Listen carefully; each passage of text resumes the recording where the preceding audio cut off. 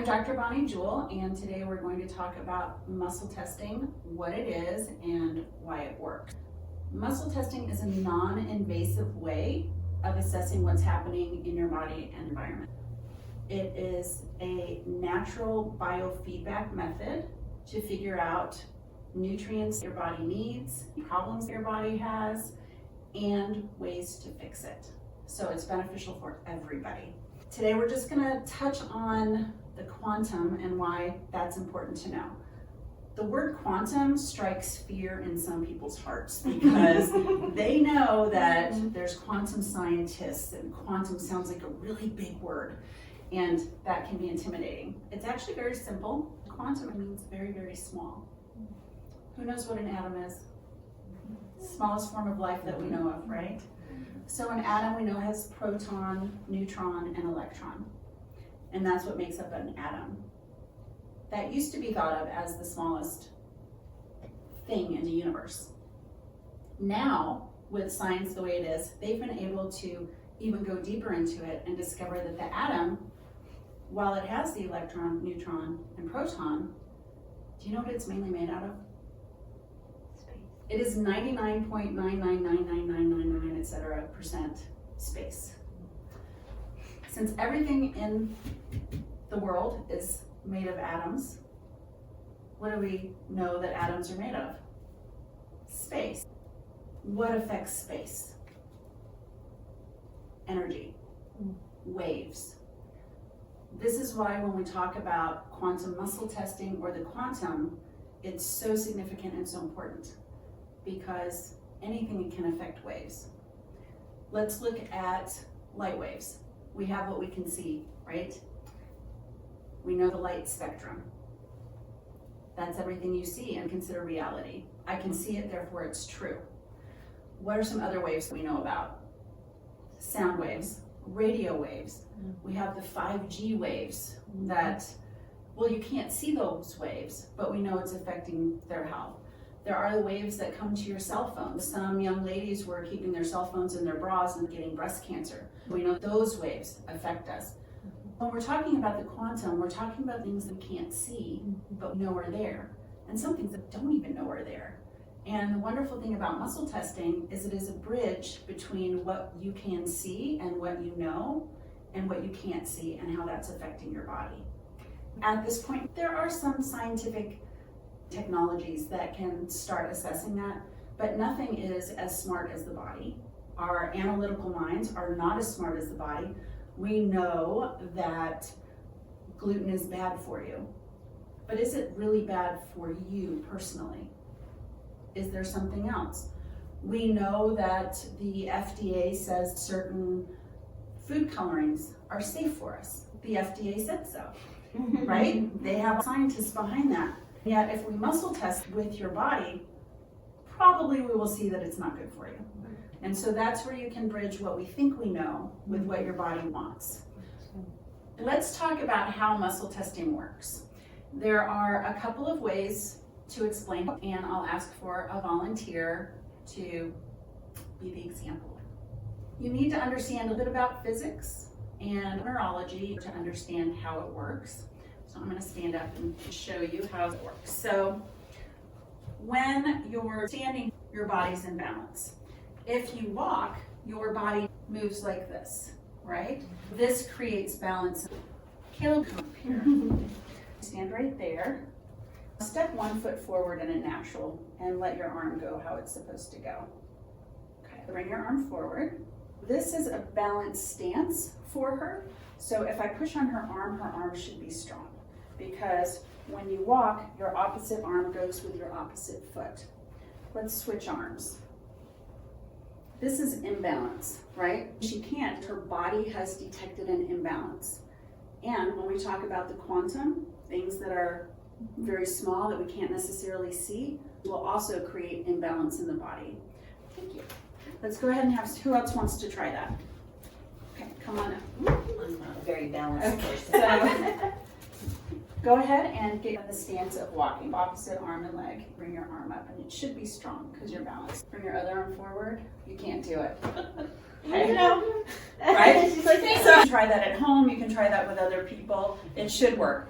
Unless somebody has a shoulder injury or something like that, then obviously the shoulder's going to go weak because there's an injury and that would hurt. So that is the physiology of the body and the neurology. The neurology is the mind detecting what's wrong in the body. We can use that as we're assessing what's happening. When you're muscle testing, it's important to first think about what your intention is. Is your intention to pick the best thing for your health? Is your intention to eat whatever you want? What is your intention? There are simple ways to use muscle testing, like choosing what you're going to eat. If I am at the grocery store and I'm making some choices, I can use muscle testing for that. Say I love ice cream and I have IBS, irritable bowel syndrome. A very classic problem with IBS is you can't have dairy. If I go up to that counter or up to the freezer, I go to the freezer and I'm wanting to choose some ice cream, and I can check that. If I say, can I have ice cream? What do you think the muscle testing will say? It'll say yes, because you can have ice cream. That's the wrong question. You have to be careful about what you ask. It will tell you you can have whatever you want because technically you can. So then the question becomes, is that safe for me to have ice cream? The answer will probably be no. So it's important to use some logic with it as well as some intention. If your intention is, I want what's healthiest for me, but you're asking about ice cream, but you know ice cream is bad for you, it's like you're tricking the system. There's a lack of integrity or coherence in the question. Be clear about your purpose and intention. When you come to a practitioner for muscle testing, the best practitioners are clear. Their intention is for your health. That's it. It's for your health. The other thing is, which is very important, and some of us are very good at it, it's to empty your mind and think of nothing. So if you are full of concerns and worry and, oh my gosh, I'm so afraid that this isn't going to work, it's probably not going to work. It's important to get centered and have clear intention and positive thoughts about the outcome. An example of where you wouldn't use muscle testing, you're a mom, your baby has a fever that's 103. How do you think the mom's going to feel? Anxious. Anxious, afraid. Is that the best time for her to do muscle testing? No. It's not. That's the call a friend. So have a couple of you who know how to muscle test and then call a friend. You call a practitioner who knows how to do it and they'll help you find a solution. You want to make sure that you're clear of intention. The wonderful thing about muscle testing is it makes you balanced and centered in yourself. So that's a benefit that you would get for using this. Now let's get into the nutrients. When analyzing nutrients for the body, you can be standing or laying down. It's easier to be laying down because they can access all your organs. This is where the muscle testing works in the same way as what I described before, but also a little bit different way. When you're doing the muscle testing on organs, generally what we do is more of a 3D approach or third dimension approach. So very much in the physical reality versus the energetic reality. There are capillaries that go to all organs. If you decrease the flow to your organs, what will happen to your organ? It'll be stressed. It'll be stressed. So in the moment of stress, there's an imbalance in the body, the arm's going to go weak. So that is how you analyze the organs. Now, if you found there's a weak organ with the muscle testing, if you put a supplement near the body, because your body has a 2-foot range where it picks up everything that's around it, if you put a supplement near the body, it takes the stress off the organ and your muscle would be strong. I will take a volunteer for this. Go ahead. Come on up, BJ. Come on up. First, let's look at Doing what we did before with the one arm forward and the other arm forward. So we do this. yeah, and then the other arm. So let's make sure we have balance. We do, and then switch arms. So isn't that so neat? So then you're going to stand, and you can see she has energy. Step forward a little bit. Perfect. Now bring your arm out. She's nice and strong. I'm going to check your adrenal glands because pretty much 80% of the people have stress on their adrenal glands. So we're just going to go with that one. Press up again. She's nice and strong. I'm going to decrease the capillary flow to her adrenal gland. Let's see how she's doing. Her arm goes weak. So that's going to be standard for just about everybody. I have a supplement called drenatrophin. This one is for adrenal glands, and there's lots of supplements for adrenal glands. So this can be done with many different supplements, but we're going to try this one. Okay. So I'm going to put this within 2 feet of your body. Let's see if this might help. That's one that would support your adrenal glands. Okay. Now, thank you. You're welcome. Yeah, so that is how you assess with the body. There are muscle testing techniques. You may have heard of the lean forward, lean back. These are yes/no techniques. Does my body want it? Doesn't my body want it? That is much less specific than when you're looking at the particular organs. So that is a tool that you could use with ice cream. You can use it with supplements, but it's not as effective. If you're working with a practitioner who has analyzed all of your organs and you've gotten supplements specifically for that organs, don't mess with those because there was a complicated process going in order to figure that out. Kind of like when you are getting a medication from your medical doctor, they've done blood tests, hopefully they've done blood tests and other tests to figure out you wouldn't mess with that, the medication that they recommended. We are feeding your organs using muscle testing to enhance function. When you use muscle testing, the purpose is also to feed your organs and to make them work better. When you are assessing the function in the body, there is something that when you see a practitioner will check with you. To restore function, the first step for everyone is to remove toxins. Once you get that out of your body, you can start building the organ. The first step in restoring your organ function is removing toxins from your body. Everybody has toxins in their body.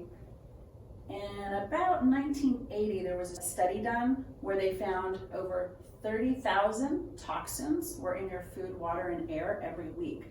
That was in the 1980s. So you can imagine how many more toxins we have in our environment today. Our bodies are not designed to naturally get rid of that many toxins, especially when a lot of times we're putting toxins in by the foods we eat. We're putting it in by the toxins in our water. And so naturally and obviously, you need to support your body in getting those toxins out. A well-functioning body does not have poison in it. So anything that is poison is those toxins, and so we want to support the body in getting those out. Once the toxins start leaving the body in a way that's comfortable and efficient, we can start rebuilding the organs. The reason we do this is because your body only has so much energy to it. That energy is going to be directed at first saving you. Your body is smart. It was designed perfectly to keep you going. When you have toxins in your body, some of that energy is directed at getting the toxins out. So we want to support the body by giving it nutrients that will support it doing that. When that is freed up, it has more energy to direct at having your organs function. So then we give your body nutrients, specific nutrients for the different organs. If, like most people, you have adrenal glands that are stressed, we'll give you supplements to support the adrenal glands. If your heart is your problem, you can take supplements for your heart. The supplements help feed the organ in your body that needs support. Technically, you could get that by eating. If you have an organ that's stressed, you eat the organ. That's disgusting to most people. The next best thing is to take supplements that have the organ in them, or if you're vegan, supplements that support the organ function. Once your body starts getting on track where the organs are functioning, the need for medication starts decreasing and then going away. You would never get off your medication and then start feeding the organ, because you're going to slump so badly that it could be life-threatening. So what we do is we start detoxifying, we start feeding the organ, and guess what? All the tests start coming back better from your medical doctor. Then you can work with your medical doctor on weaning off the medications. Once you're off the medications, we can start enhancing your organs' function. When you get to a point where your organs are enhanced, you'll feel amazing. Your body is always trying to repair itself. The goal of repairing your organs and restoring your organs and making sure that your body functions as well as it can is that you get to be that person that we have all known, that person who were like, they were amazing and they were 90 something. And then I just saw them going for a walk yesterday and they just died. Right? Because you can have that as your choice, or you can do the steady decline of more and more medications, less and less mobility, less and less enjoyment. The choice and options are yours. There are many things that interfere with your body functioning. It's important to address those in order to make sure that your organs function as well as they can, and prior to giving your organs the nutrients for them to be healthy. Because when you have your body focused on those interferences, that decreases the amount of energy that can be used for enhancing your organ function. Let's talk about different interferences. One of the least known interferences is scars. Scars interfere with the nerve flow to your organs. Think of it as your organ is a light plugged in to the wall. The cord is your nerve. When you have a scar, it's as if that cord is frayed and the light flickers when you have a frayed cord, right? Who knows what to do to fix it? The light. Electrical tape. Yeah, tie the electrical tape on. It might not look great, but your light's gonna probably work. So when you have a scar, the nerves that go to organs related to that pathway will be interfered with. You can treat the scar.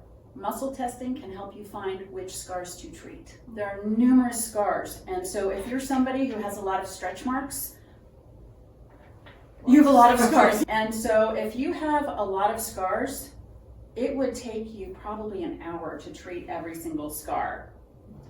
The treatment for scars is basically finding the right liquid to put on there. So it could be vitamin E, we have something called Renovator, but it's going to be an oil that helps heal the scar. Certain types of laser will also help. If you have scars all over, it can be a process to figure out which ones to treat, but you can do that. I have a couple of stories about scar treatment.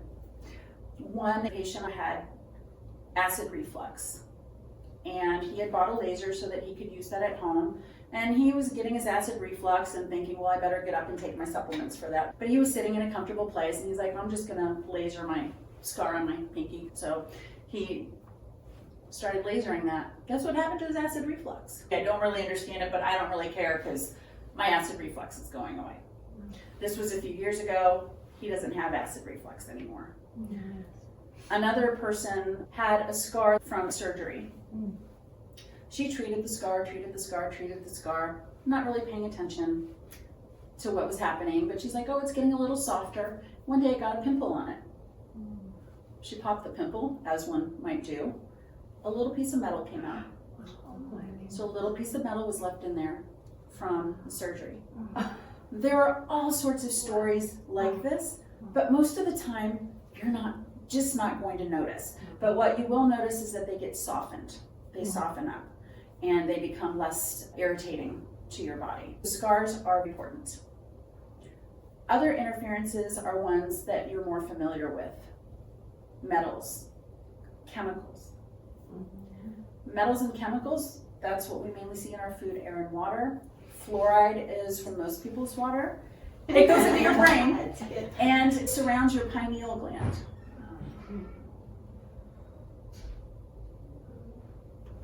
So fluoride is in Fluoride is in our water. Who knows where that goes in your body? To your brain. To your brain.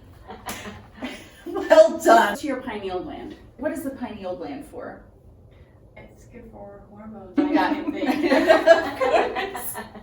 It's also known as the God gland. When you meditate and pray, there is a process in the pineal gland that connects you to God, to the divine. It is the spiritual center. That gets surrounded by fluoride.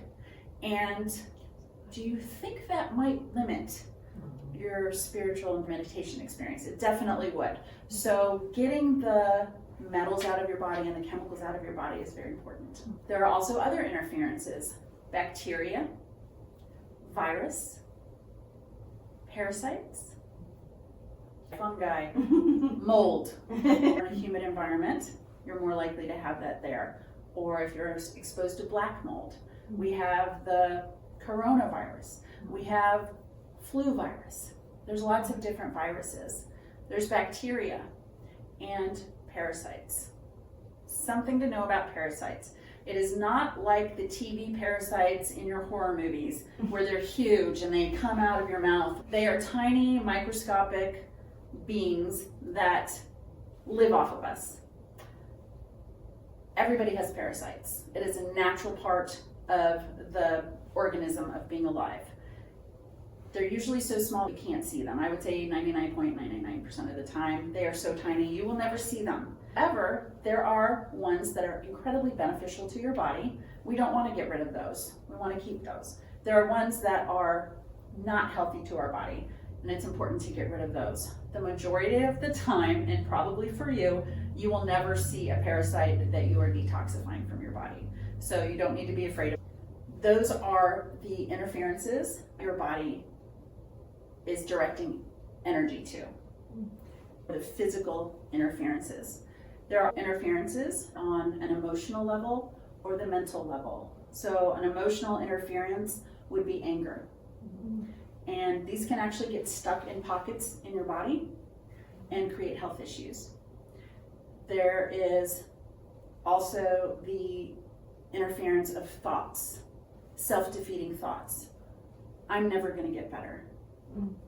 So there are ways that you can release those interferences from your body as well. And when those get taken care of, we have seen people make jumps in the health projection for themselves. Most of the interferences will need some kind of supplementation or dietary change or even lifestyle change.